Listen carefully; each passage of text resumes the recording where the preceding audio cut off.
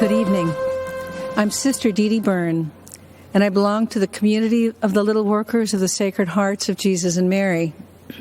Last 4th of July, I was honored to be one of the President's guests at his Salute to America celebration.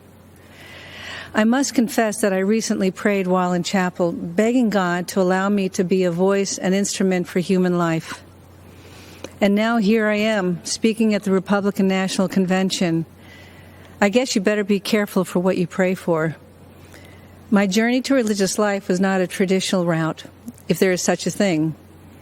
In 1978, as a medical school student at Georgetown University, I joined the Army to help pay for my tuition and ended up devoting 29 years to the military, serving as a doctor and a surgeon in places like Afghanistan and Egypt's Sinai Peninsula.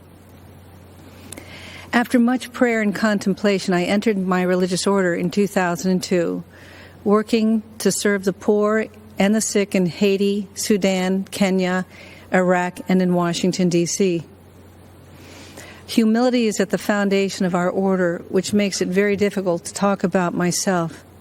But I can speak about my experience working for those fleeing war-torn and impoverished countries all around the world. Those refugees all share a common experience. They have been all marginalized, viewed as insignificant, powerless, and voiceless. And while we tend to think of the marginalized as living beyond our borders, the truth is the largest marginalized group in the world can be found here in the United States. They are the unborn. As Christians, we first met Jesus as a stirring embryo in the womb of an unwed mother and saw him born 9 months later in the poverty of the cave. It's no coincidence that Jesus stood up for what was just and was ultimately crucified because what he said wasn't politically correct or fashionable. As followers of Christ, we are called to stand up for life against the politically correct or fashionable of today. We must fight against a legislative agenda that supports and even celebrates destroying life in the womb. Keep in mind, the laws we create define how we see our humanity. And we must ask ourselves, what are we saying when we go into a womb and snuff out an innocent, powerless, voiceless life? As a physician, I can say without hesitation, life begins at conception.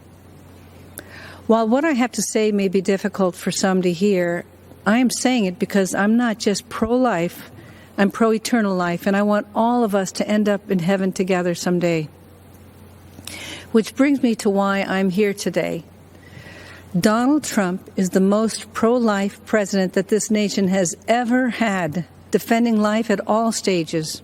His belief in the sanctity of life transcends politics.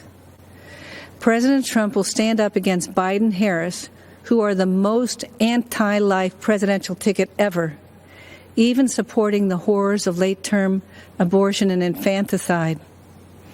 Because of his courage and conviction, President Trump has earned the support of America's pro-life community. Moreover, he has a nationwide of religious standing behind him. You'll find us here with our weapon of choice, the rosary. So thank you, Mr. President. We are all praying for you.